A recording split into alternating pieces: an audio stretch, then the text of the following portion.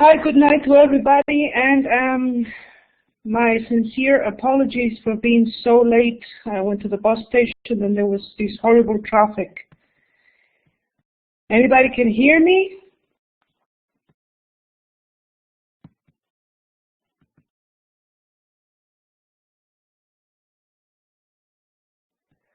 All right, so let's get going. Maybe we will have a session this Sunday. I will let you know. Sunday, let's say around 11 or around 12. But I will let you know tomorrow. All right? Or during the week, perhaps we can do this at school. If you have time, if you let me know your schedules, then we can see each other around, let's say 1 o'clock or something like that. Whatever suits you best. All right, so we will be talking about hemostasis and coagulation. There are 4 critical stages. And as you all know, hemostasis is the procedure in which we form a clot. And we interfere several factors, such as the platelets first. They form a platelet plug after the vascular lesion has occurred, and then the coagulation cascade, as you can recall. Now, this subject may be, it is a frightened subject because some of you may be scared of it, but actually, it is it can be quite simple if you just pay attention. In the physiological components, the first step that comes first after we have ourselves some injury is a vasoconstriction. Now, this occurs, for an example, is that you cut yourself with a sheet of paper and you're not going to bleed out. And the answer to this is that it occurs a vasoconstriction. Now, let's assume that the wound was deeper than that. So after the vasoconstriction occurs, then platelets take place and they form a platelet plug. After that, this plug becomes a lot more stronger, and it forms the fibrin. And after that, well, we have to destroy that fibrin in order to return that things to normally. So this is a scheme. First, the vascular lesion occurs, then it comes right immediately, vasoconstriction, and there comes the platelet adhesion to the lesion, and then aggregation. Then after that comes the coagulation cascades with the release of the tissue factor, and we now obtain hemostasis. After we obtain hemostasis, then the fibrin clot takes place, and the final step is to destroy that fibrin clot. So the first step after vascular lesion is vasoconstriction, then platelet adhesion, aggregation, and coagulation. So the vasoconstriction is an autonomous reflex, which is caused by the protein called the endothelin. And after that, some of the endothelial exposure, such as the collagen, takes place, and that activates the platelets to aggregate, to adhere first, and then to aggregate. Now, as you can recall, we have a certain numbers of platelets, which is from 150,000 to 450,000. And if the vessel gets disrupted or gets broken, the endothelial factor or the collagen, the surface of the endothelium gets broken, so the collagen releases into the intravascular space, so the platelets, that's That's the signal for them to aggregate. As you can recall, the platelets come from the megakaryocyte. They're on a round or an ovoid shape, and their mean life goes about 7 to 10 days. This is important because when we give a medication that inhibits platelet aggregation, we have to suspend that in surgical settings around 7 days before, such as aspirin. So if your patient is taking currently aspirin and he's going to be on an ongoing surgery, you have to suspend that 7 days prior to the surgery because of the life of the platelets. So we have here the platelets. Now the platelets, they have some granules inside them. So once they get activated, they call themselves to more platelets until they form the platelet plug. And they do this by releasing all of these granules, which are contained by thromboxane and ADP, and these are the signals for more platelets to aggregate. So the first step that comes is that the vessel gets disrupted. It comes the vasoconstriction first by the endothelin, then the adhesion from the exposure of the collagen, and the platelets get attached to the surface of the endothelium. Then the platelets release these granules in order to call more platelets to form the platelet plug. And these granules are rich in serotonin, thromboxane, calcium, and ADP. And then the aggregation takes place until they form the platelet plug. And then you see this mesh over here. This mesh is fibrin, so they can stabilize the platelet plug. So we have these. The lesion comes first, then the vasoconstriction, then the platelet gets activated because of the exposure of the subendothelial collagen, and then the release of the granules of the platelets. Then they aggregate themselves, they form a platelet plug, and these comes a thrombi with fibrin. That's what takes place. Now, on the other hand, the coagulation cascade comes along.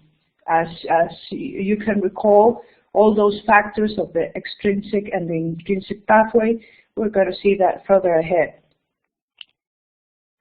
So the site of injury, now the subendothelial collagen, is the signal for the platelets to attach themselves to the surface of the endothelium, and then they release their granules, and they aggregate. So you see this here is like we are seeing the molecules, what they take place. So this endothelium gets ruptured, and the collagen is exposed, and there's this factor which is called the von Willebrand factor. Now, the platelets, they have two receptors that attach to some of the proteins of the collagen, of the endothelium disrupted. So we have two main receptors on the platelets. These are glycoproteins. We have the GP1B and the GP2B3A. So the GP1B attaches specifically to the von Willebrand factor once the subendothelial collagen is exposed. I have another picture for it. Another one. We see this here. So we broke the vessel right here. The subendothelial gets exposed, and the von Willebrand factor attaches to the receptor GP1B from the platelet. Now, in order to attach more platelets to start the aggregation process, the platelets have another glycoprotein, which is the complex GP2B3A. Now, this glycoprotein attaches to the fibrinogen, and that forms a chain of platelets, and they keep aggregating. So, are we okay in here? So what attaches to what? The von Willebrand factor attaches to GP1B, and the GP2B3A attaches to the fibrinogen, and it comes the chain of the platelets to aggregate themselves on top of one another. So there are, as you can recall, or as you can see in your pharmacological classes, that there are some medications that we can give in order to stop the platelets to aggregate themselves. And such medications are the aspirin.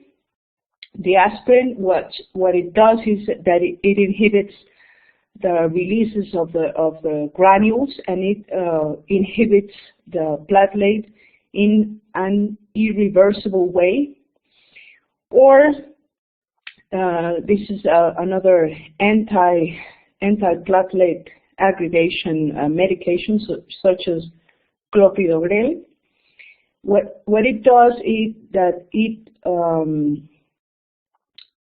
binds to the GP2B3A receptor of the platelet. So by doing this, it stops from binding more platelets. Okay. All right. So here we have the aspirin, and well, the aspirin and clopidogrel are the medications that in Mexico we use. The other ones are used in the States, and they're no longer in use. So we have disorders from this, such as if we have a low number in platelets, that means that we're not going to have enough when we need them. So in terms of surgery, you need to check this before you operate your patient, no matter the size of the surgery. That means if you're going to take just if you're going to take out a small lump, let's say in the forearm, you need to take this test before, because if your patient doesn't have enough platelets, that's the first line of hemostasis. And if you don't have that, you're not going to be able to operate your patient. Questions up here?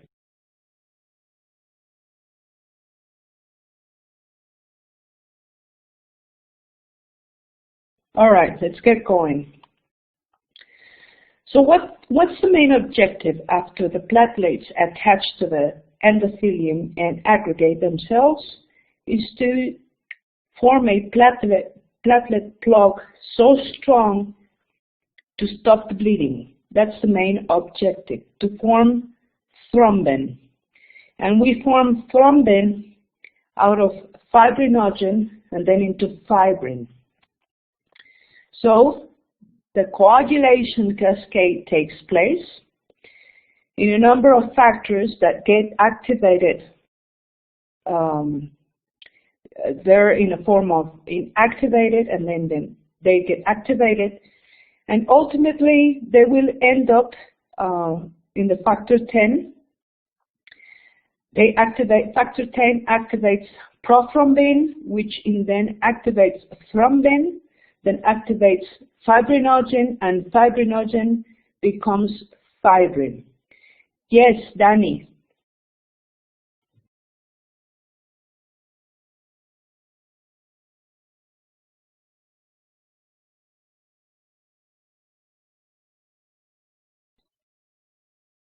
Oh, everything okay? All right. So keep this in mind. I don't know if you can hear me.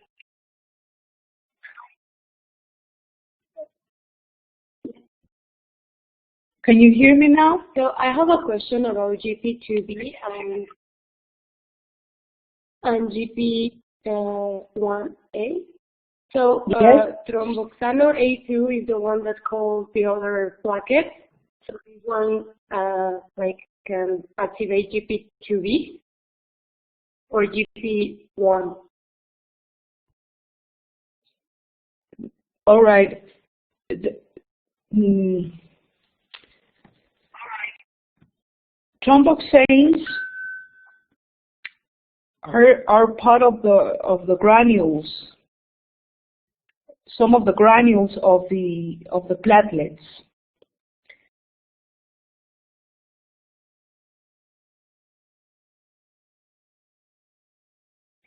And the other drug that is clopidogrel that acts by attaching or blocking the GP2B3A receptor. Now, if we block this receptor of the platelet won't be able to attach to the fibrinogen molecules. Therefore, it won't be able to aggregate more platelets. So what this medication ultimately does is that it stops platelet aggregation.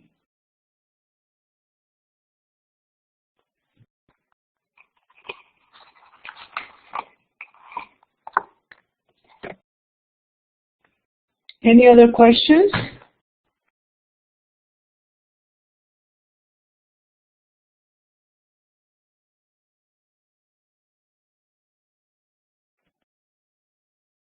So this is not very hard. I'm going to go back to this picture again. You don't have to memorize all of the factors. I'm going to get you a simple way to memorize this. You see the factor 10? Remember factor 10. So we have, as you can recall, the two pathways, which are the extrinsic and the intrinsic. Now, the intrinsic means that we don't need any surface components to begin the process.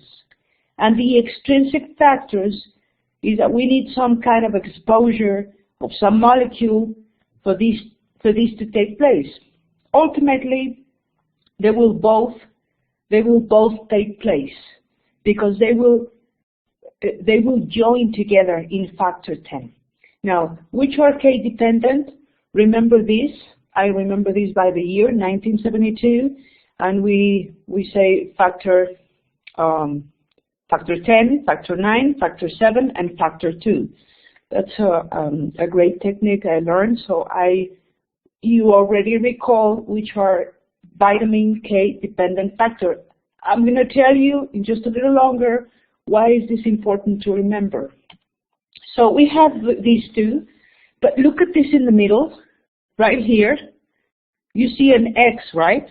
This is factor 10, and it's an X. And the way I can recall this is that you cross your arms in front of you, and you say factor 10 is where both pathways join together, and that's the final step for both of them.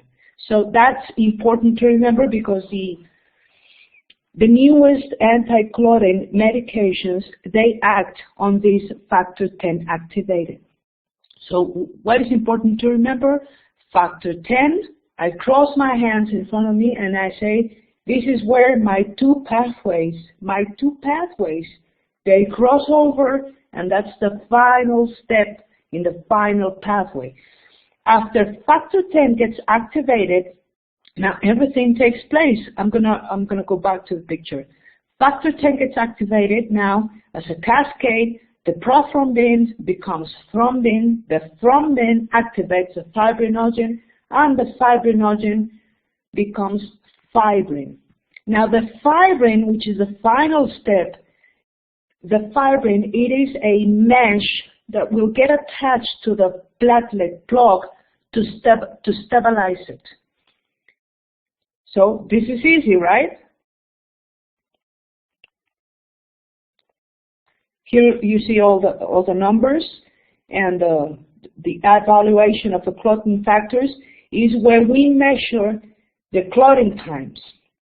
When you ask in surgery for clotting times, they're going to give you three values. They're going to give you TP, TPT, and INR. Now, TP evaluates the extrinsic factor, and the TPT evaluates the intrinsic factor. How do I recall this? Intrinsic in the middle, TPT, right? And the extrinsic goes into the other way. Now, can you recall which are K-dependent, vitamin K-dependent? Which factors are? 1972, right? Where can you find this?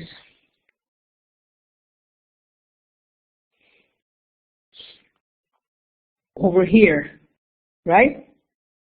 So if you see that this time is prolonged, what you need to do in order to correct this in your patient is to infuse him vitamin K.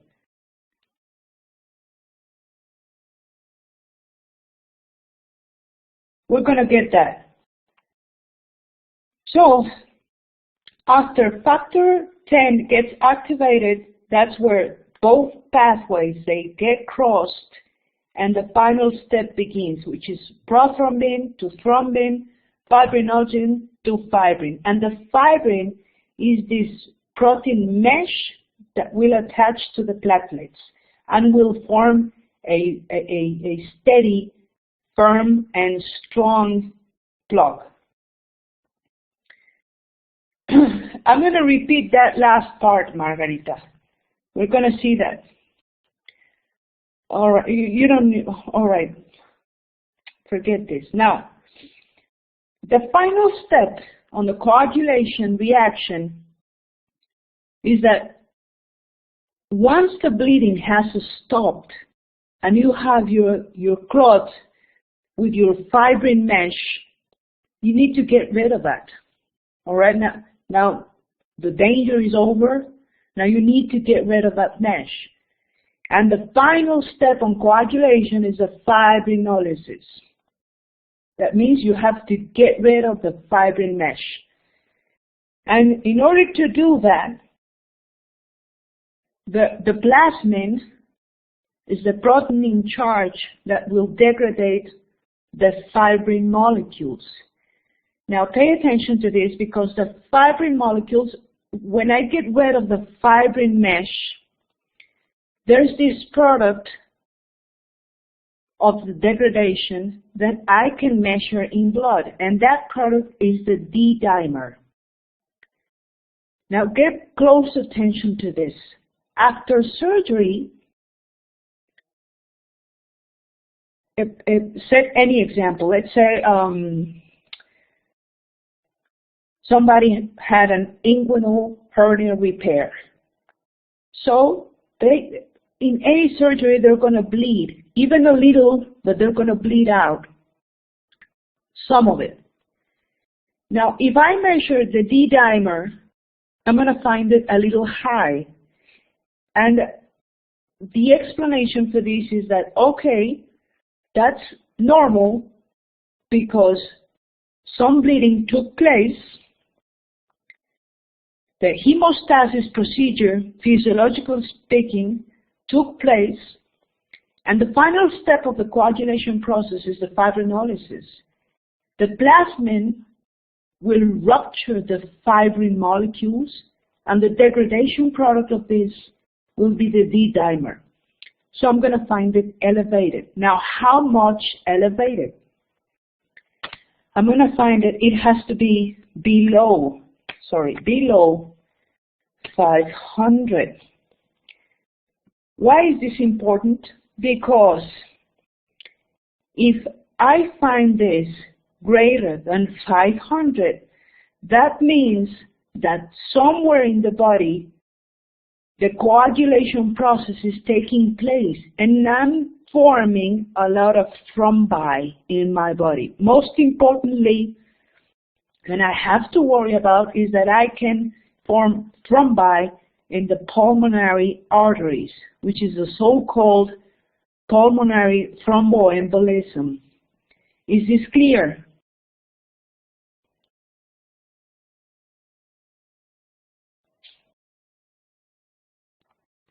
So once again, if you go into surgery and somebody, okay, let's say a woman arrived because she had gallbladder stones, and they and the surgeon removed the gallbladder of this woman. And then the next day, you say, I'm going to measure the D-dimer. And you find it high. You find it, let's say, 125. Will you be scared of this? No, that's a normal process because fibrinolysis is taking place and you're finding the degradation products of the fibrin. Now let's assume that this patient complains about dyspnea. She has trouble breathing, she's not oxygenating well, and you measure the D-dimer and you find it in 800. Now that should worry you because not just the surgery that she had before, but she's making clots all over. And she's making clots and she's making the fibrinolysis.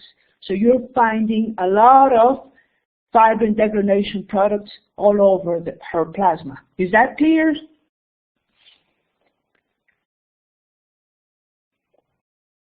All right, let's move on. So for the plasmin to get activated, the plasmin is activated by the plasminogen, and the plasminogen gets activated by something that is called TPA, or tissue plasminogen activator. Again, TPA, tissue plasminogen activator. Now, what will happen if you find a medication that resembles the action of this protein? Well, that's simple. If you infuse a medication that resembles the action of TPA, what it's going to do, it's going to activate the plasminogen, and then the plasminogen is going to become plasmin, and that is going to degrade the fibrin products. Why is this important? Because the TPA, or I'm going to write it over here. Can you see my notes over here? Yes? All right. Can you see these medications? Alteplase, Reteplase. These are fibrinolytics. And we use fibrinolytics in case of vascular cerebral event. Vascular cerebral event. That means I'm going to infuse a fibrinolytic medication in order to degrade all the fibrin. Now, which is going to be a very serious adverse effect of this medication. Because this medication is activating every plasminogen proteins that we have. What would you think is going to happen? Yes, Mario, very good.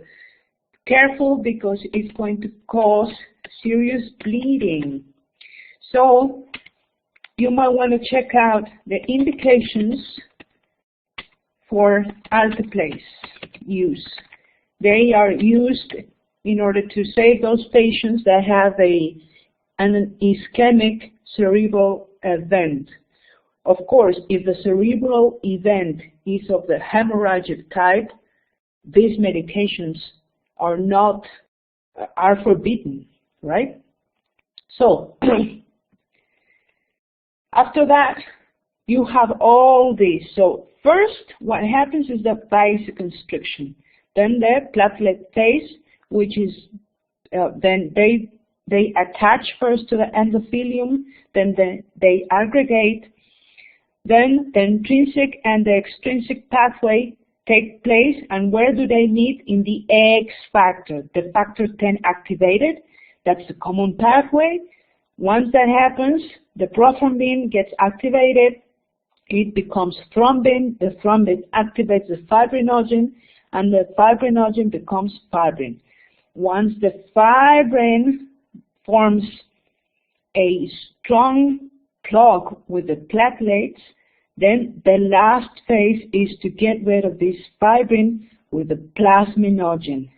Then the plasminogen, it becomes plasmin, degrades the fibrin, and the fibrin releases the D-dimer. Are we okay in this? So we have diseases such as we don't have any clotting factors. You may have heard of this, about the hemophilia. We have very types, type A, B, or C, and this is the deficiency of some of the clotting factors. Now, in this case, what do we do? What do we use? Fresh frozen plasma. All right? Now, there are some things that are called cryoprecipitates. Cryoprecipitates are specific clotting factors that we need to infuse. All right? Let's go back again. Let's say that you need to prepare a patient for surgery, for an emergency surgery, and they tell you this patient has a prolonged clotting times. He has prolonged TP, prolonged TPT, and therefore has a high INR value. Now, what you're going to do, you're going to give him vitamin K to strengthen the vitamin K dependent clotting factors. You're going to give him fresh frozen plasma in order to compensate if he may be deficient in some of the factors. But if you know that if that patient has a specific deficiency on some of the factors, then you're going to use this cryoprecipitates. All right? That's specific for factor 12. So, questions up here?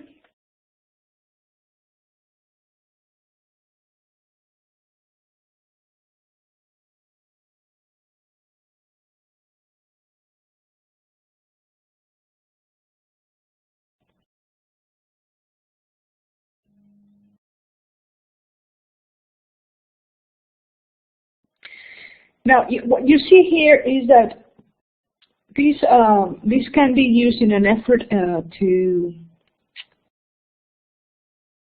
try to stop the bleeding, not when a vessel is ruptured, but when the bleeding is from a tissue, not by a vessel per se, but from a tissue. So your patient's still bleeding. An example is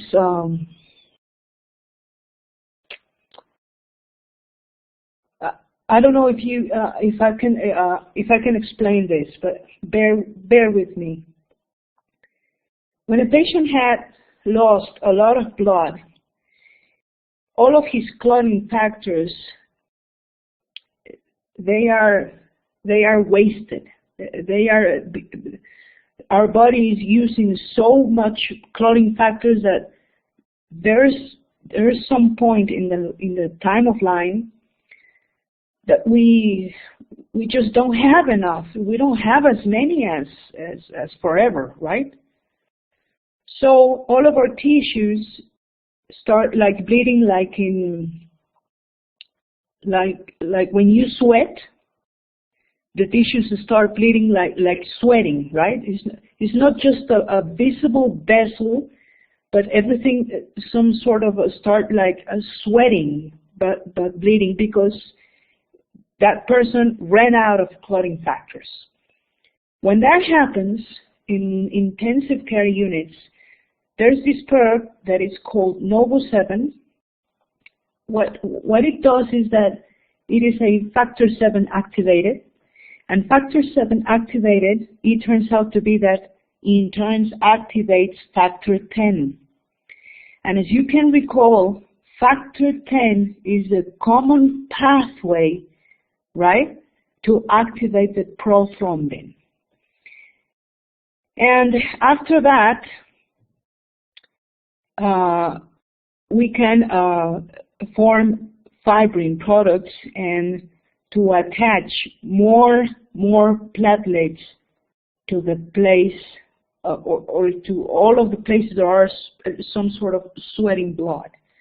So we use this product in order to try to help the body a little bit to recover these clotting factors that had been used.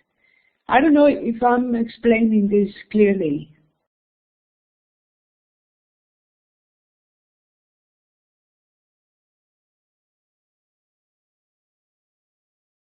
No? Anybody? All right, but you're gonna. This is important for you to know because not all the places. Well, I haven't seen this in public places, but in private hospitals you may see this, and this is very important because it actually helps the patient. It actually helps to stop the bleeding, and the patient recovers all those clotting factors that had been used. So this is a great medication, very expensive, by the way, and not all hospitals, they have it. But if you get to see this, now you know how it works. Now, the one that I just told you, that some of the people that, especially in trauma settings, that they lost a lot of blood, they get rid of all the clotting factors, so they start falling into a disease called disseminated intravascular coagulopathy, and that means they go lack of all the clotting factors, and they have low platelets, and the platelets that they just recently formed, they're not mature enough to attach to the place of injury and to aggregate themselves. So this is quite of a problem because your patient is not making any clotting factors, is bleeding all over, and the platelets that are circulating, they're not functioning. So this is a very serious condition that had to be treated with everything. As you can see, you have to infuse this patient blood, platelets, fresh frozen plasmas, and cryoprecipitates. You have to infuse everything of the hemostasis environment in order to try to get this patient to form some sort of clots out of what you're giving him. These patients, it's a very serious condition, and that happens when the patient bled out a lot for a long time. So that's the importance of stopping the bleeding as soon as possible. When you find it out, that's the first thing you need to do. And, well, there are some diseases. We're not going to get into this, but for you to know, there are some cancers, for example, they tend to form new vessels, and they tend to form clots. So careful with this, and also you're going to find the D-dimer a bit elevated because fibrinolysis is taking place continuously. And, well, others. If you're deficiency in vitamin K, or you have a deficiency of some clotting factors, or those patients that are cirrhotic because they have a drinking problem, they don't have any clotting factors, and that's why they bleed a lot. And it's very hard to control the bleeding because the clotting factors, they're not functioning. And what you have to do in the surgical patient, you have to check out always for the clotting times. You do not operate nobody without any clotting times. But let's assume, I'm gonna set this scenario for you. Let's assume that you're on guard, you're on call, and an 82-year-old female arrives because she had been rolled over by a car on a high transit highway, and she comes with 8 broken ribs, with a pneumothorax, hemopneumothorax on both sides of the thorax, with a broken hip, a broken femur, and a broken arm, let's say. So you need to take that patient right away. And she, by the way, has a ruptured spleen. What do? You're not going to wait until you get the clotting factors, right? You need to take that patient immediately to the operation room. But what do you do instead? Well, you assume that she has bled a lot, and you ask her, you think ahead of that, and you're going to ask her for clotting times while she's in surgery. But aside from that, you're going to request her, all right, you're going to request her platelet, fresh frozen plasma. Maybe even you go further ahead and you call on for cryoprecipitates. Why you do this? Because you need to be prepared for whatever she may have. Is this clear? So every patient that comes into surgery, you need to have the clotting times. But when the patient is so seriously ill that needs to be taken right away, okay, you draw some samples, some blood sample, and while she's in surgery, you're going to do your blood work, and when it arrives, you're going to step ahead, one step ahead. Remember this, one step ahead. You're going to order transfusions, because she might need transfusion, maybe she might need platelets, and she might need fresh frozen plasma.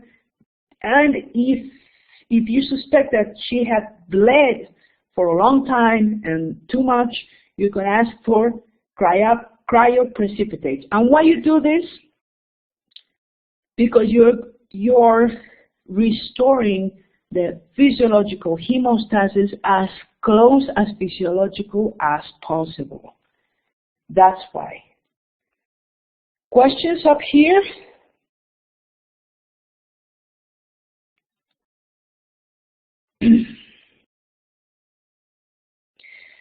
All right. Now we let me see, how much is it? Yes, there are some things I would like to. We're going to leave it up here,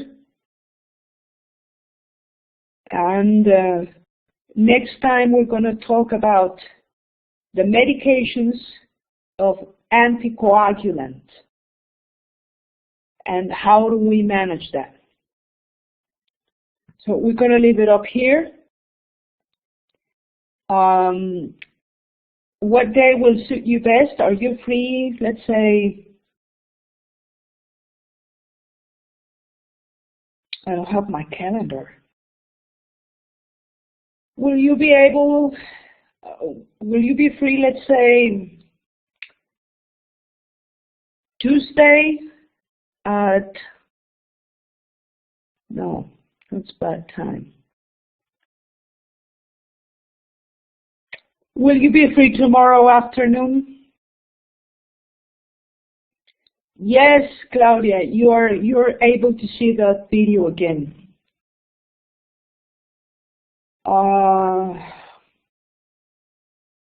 Let's say, will you be free tomorrow at 2 o'clock?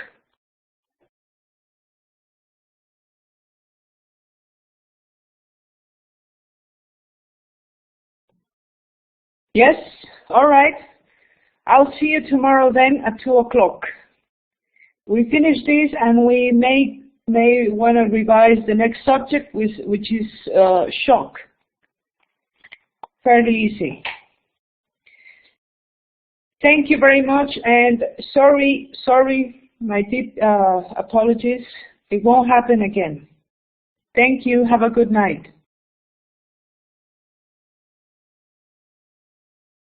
The DBT assignment will be until February the 10th.